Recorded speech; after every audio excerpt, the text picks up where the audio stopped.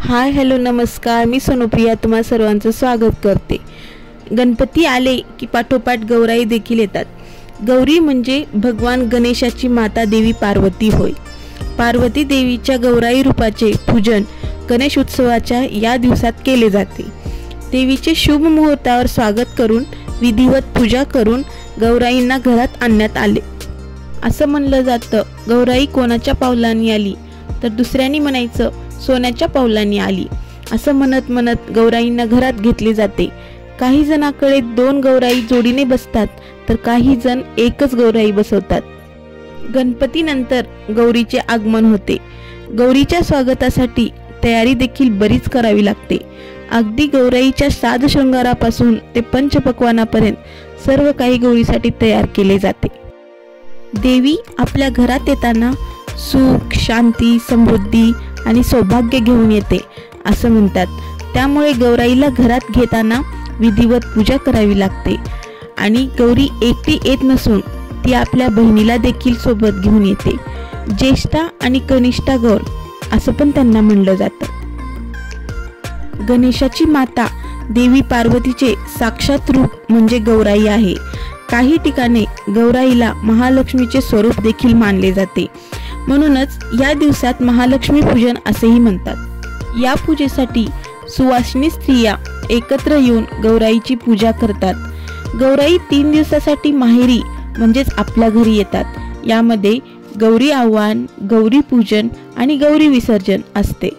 गौरी आव्हान या दिवशी गौरी घरात घेतल्या जातात। मग गौरीच्या पूजना दिवशी गौरी पूजन केले जाते। नैवेद्य हळदी कुंकवाचा कार्यक्रम असतो आणि तिसऱ्या दिवशी गौरी विसर्जन असते। या गौराईच्या सोहळ्यात स्त्रियांचा जास्तीत जास्त सहभाग असतो, जिथे त्या एकत्र येऊन ओव्या, स्तवन, गाणी, संगीत याचे देखील कार्यक्रम करतात। विविध ठिकाणी विविध पदार्थांचे नैवेद्य असतात।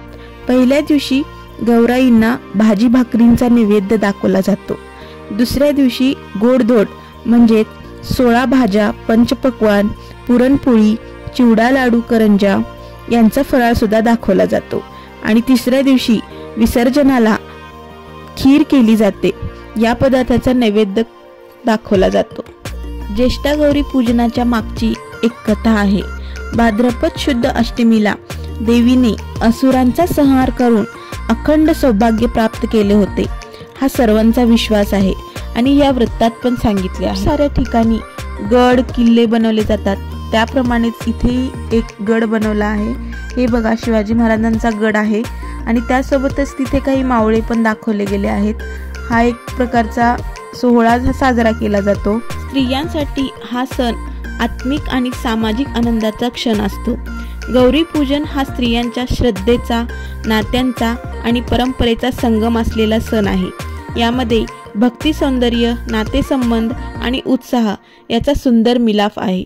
एक धार्मिक कथा सांगते की आपण जर श्रद्धा ठेवली तर संकटात धैर्य आणि पूर्ण समर्पणातून गौराईची कृपा प्राप्त होते। ज्या घरात श्रद्धेने पूजा केली जाते तेथे सुख समृद्धी नांदते।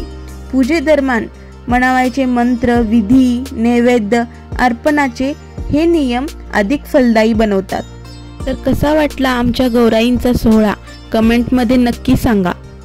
आमच्या इकडे अशा प्रकारच्या गौराई बसवतात, तर तुमच्या इकडे कशा प्रकारच्या गौराई बसवतात तेही नक्की सांगा।